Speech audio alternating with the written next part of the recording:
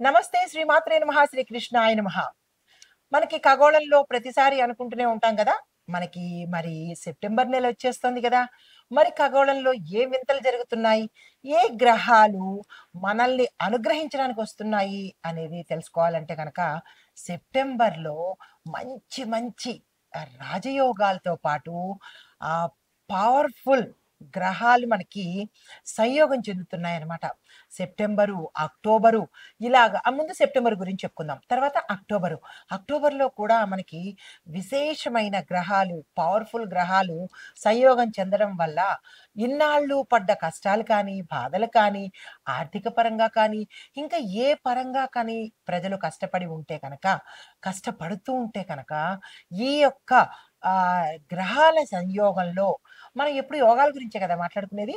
ఈ యోగాలలో మంచి 6 రాశుల వాళ్ళకి విశేషంగా కలిసొచ్చేలాగా ధన విషయంలోనూ, ఉద్యోగ విషయంలోనూ, తర్వాత అదృష్ట విషయంలోనూ మంచి ఫలితాలు ఇవ్వబోతున్నారు.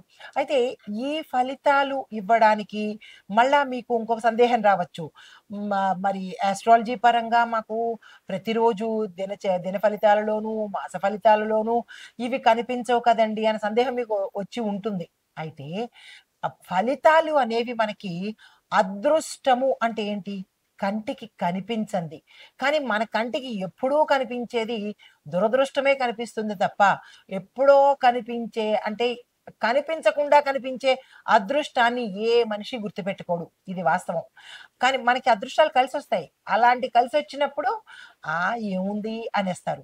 కానీ దురదృష్టమే మనకి కలిసొచ్చిందనుకోండి, అంటే మనకి కనిపించిందనుకోండి, దాన్నే పట్టుకొని లాగి, లాగి, లాగి బాధపడుతూ ఉంటాము. ఇది మనిషి సహజ గుణం. అయితే ఇప్పుడు మనకి ఈ సెప్టెంబర్‌లో అనగా ఆగస్టు 31 నుంచి సెప్టెంబర్ 15 వరకు 6 రాసుల వాళ్ళకి బుధుడు, కేతు వీళ్ళిద్దరూ కలిసి యతి జరుగుతూ అంటే ఈ యొక్క సంయోగంలో యతి జరుగుతూ మనకి విశేషమైన ఆకస్మిక ధనలాభాలు. ఇంకో విషయం తెలుసా? మనకి ఆకస్మిక ధనలాభాలొస్తే ఎవ్వరికీ చెప్పరు. అదే గనక నష్టం జరిగిందన్నా, లేదంటే ఏదైనా మోసపోయామన్నా, లేదంటే డబ్బు గాని ఏది నష్టపోయినా లే దాని గురించి పదే పదే అందరికీ చెప్తారు తప్ప, నాకింత మంచి జరిగింది అని చెప్పరు. కానీ వాళ్ళు తెలుసుకుంటే చాలు ఎవరికీ చెప్పక్కర్లేదు. అయితే ఈ అంశంలో మనకి ఈ బుధ, కేతు, యతి సమయంలో 6 రాసుల వాళ్ళకి అన్‌ఎక్స్‌పెక్టెడ్‌గా అన్ని రంగాల్లో ఉన్న వాళ్ళకి ధనలాభము, విద్యా లాభము, వ్యాపార లాభము, తరువాత గృహ లాభము ఇలా ఒకటి కాదు అన్ని రకాల లాభాలను తెచ్చిపెడుతున్నారు. అది ఎంతవరకు? సెప్టెంబర్ 15 వరకు. అయితే ఈ లాభాలు మరి ఆహ్, ఎంత కాలం ఉంటుంది అని అనుకుంటే గనక మనకి ఆగస్టు 31 అంటే ఈ రోజు నుంచి 15వ తారీఖు వరకు ఈ యొక్క లాభాలు, అదృష్టాలు జరిగే అవకాశం ఉంది. ఈ బుధ, కేతు సంయోగం వల్ల. అయితే మరి ఏ రాశులకు ఎక్కువగా లాభాలుంటాయి? మరి ఏ రాశులకు కొంచెం మిశ్రమంగా ఉంటుంది అంటే గనక, ముందు ఎక్స్‌ట్రార్డినరీగా ఉండేది, ఆకస్మిక లాభాలు వచ్చేది మిథున, సింహ, కన్య, కుభ కుంభ. ఈ 4 రాశుల వాళ్ళకి విశేషమైన చా లక్షణాలతో పాటు విశేషమైన లాభాలను కూడా తెచ్చిపెడుతున్నారు. అయితే కొద్దిగా సామాన్యకరమైనటువంటి అంటే మరీ ఎక్కువ అంటే ఏ1 అయితే ఇది ఏ అన్నమాట. అందులో జెమిని, లియో, విర్గో, సాజిటేరియస్ అంటే ధనస్సు ఈ రాశులకు జీవన శైలిలో అంటే వాళ్ళ యొక్క లైఫ్ స్టైల్‌లో మార్పులు జరుగుతున్నాయన్నమాట. అయితే మరి ఓవరాల్‌గా ఈ సంయోగం వల్ల మనకి కొద్దిగా ఇబ్బంది పడే రాసులేంటంటే గనక సింహ, వృశ్చిక. ఈ రాసులు కొద్ది శాతము ఇబ్బంది పడతారు. అయితే ఎక్కువగా ప్రయోజనాలు పొందే రాసులు అంటే వీటిని సాగ్రిగేట్ చేసి మీకు అర్థమయ్యే రీతిలో చెప్తున్నాను. ధనస్సు, వృశ్చిక రాసులకు ధన లాభాలు వాళ్ళ యొక్క స్థానంలో ఉద్యోగస్తులకైతే ఉద్యోగ లాభాలు, ప్రయోజనాలు, రాజకీయ నాయకులకైతే పదవులు, ధన లాభాలు ఇవి జరుగుతాయి. అయితే మరి ఈ 2 కలయికల వల్ల దీంతో పాటు 30వ తారీఖు ఆల్రెడీ అంటే ఆగస్టు 30న అంత క్రితమే సూర్యుడు కూడా ఈ సంయోగంలో ఉన్నాడు. అంటే సూర్య, బుధ, కేతు ఈ 3 గ్రహాలు యాడ్ అయినప్పుడు కర్కాటక, వృశ్చిక, ధనస్సు రాశులకు విశేషమైన ఎక్స్ట్రాడినరీ ఫలితాలు ఇవ్వబోతున్నాడు. అయితే ఇప్పుడు ఈ 6 రాశులు ఏమిటయ్యా అంటే ఏ పరంగా ఇస్తున్నాడు? మీకు సందేహం రావచ్చు. మంచి శుభ ఫలితాలు, ఆకస్మిక ఫలితాలు అంటున్నారు. మరి ఏ రకంగా మాకు ఫలితాలు వస్తాయి అంటే కనుక ముందుగా మిథున రాశి చాలా జాగ్రత్తగా వినండి. అందుకే నేను మీకు ఒక్కొక్కటి వివరంగా తెలియజేస్తున్నాను. మిథున రాశి వాళ్ళకి ధనపరము, చాతుర్యము అంటే వీళ్ళు ఏ రంగంలో ఉన్నా చాలా చక్కగా రాణించే అవకాశము, నాయకత్వ లక్షణాలు మిథున రాశిలో వాళ్ళకి ఇస్తున్నారు. ఏ రంగంలోనైనా తీసుకోండి.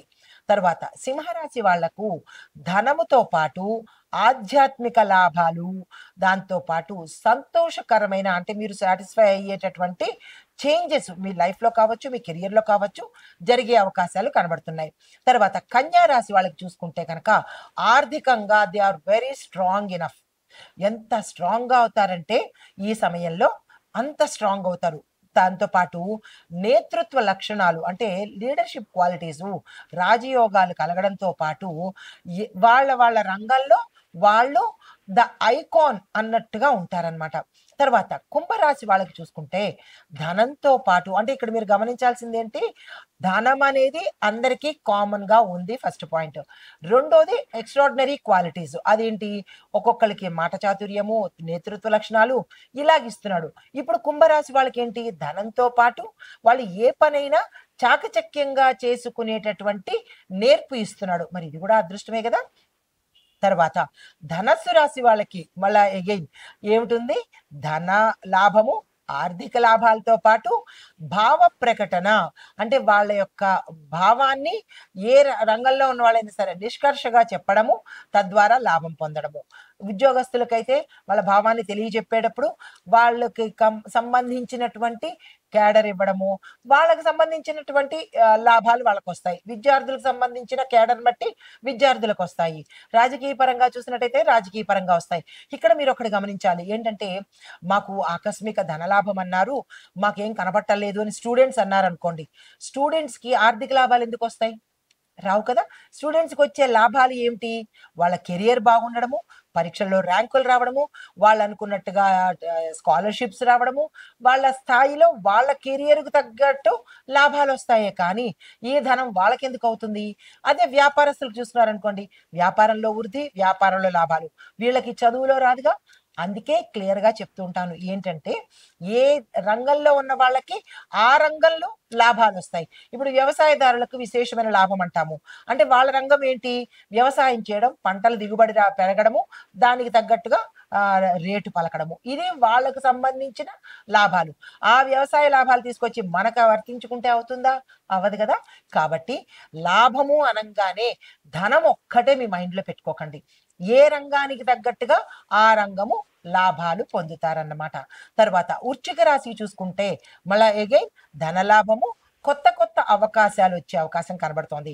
తర్వాత కర్కాటక రాశి చూసుకున్నట్టయితే ధనలాభము, గౌరవము, కొత్త వ్యాపారాలు, శుభప్రదము, తర్వాత శుభకార్యాలకు సంబంధించినటువంటి ధనము ఆకస్మికంగా రావడము, ఇలాంటివన్నీ లాభాలు. అంటే ఓవరాల్గా ఈ 6 రాశుల వాళ్ళకి ఏం కనబడుతోంది, ధనంతో పాటు వాళ్ళ వాళ్ళ కేడర్కు సంబంధించినటువంటి లాభాలు కలుగుతున్నాయన్నమాట.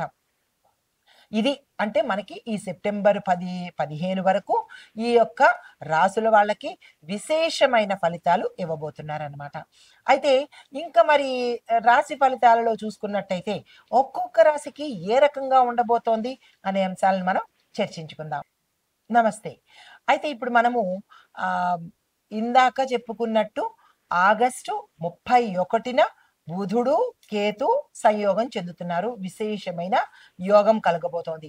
30వ తారీఖే మనకి సూర్యుడు కూడా కలిసి ఉన్నాడు. 31న ఈ బుధుడు, కేతు కలిశారు. అంటే 3 గ్రహాలు ఆగస్టు 30 నుంచి సెప్టెంబర్ 15 వరకు మంచి ఫలితాలు ఇవ్వబోతున్నారు. ముందు మనము చెప్పుకున్నట్టుగా 6 రాసులకు విశేషమైన ఫలితాలు ఇచ్చాడు. అయితే మరి మిగతా రాసులకు మిశ్రమ ఫలితాలు ఇస్తున్నారు. ఏ అంశంలో? ఓవరాల్‌గా ఇస్తున్నారు. అంటే వాళ్ళ వాళ్ళ రంగానికి తగ్గట్టు వాళ్ళకి యోగాలు కలిగిస్తున్నారు. మరైతే మేషరాశి నుంచి మీనరాశి వరకు అందరికీ వివరంగా ఏ అంశంలో ఎవరెవరికి ఎట్లాంటివి ఇస్తున్నారు అనేది మనం ఇక్కడ పరిశీలన చేద్దాము. ఎందుకంటే మీకు అనుమానం రావచ్చు. మరి మాకు లాభాలు అన్నారు. ఏ అంశంలో లాభాలు వస్తాయి? ఏ కేటగిరీలో లాభాలొస్తాయి?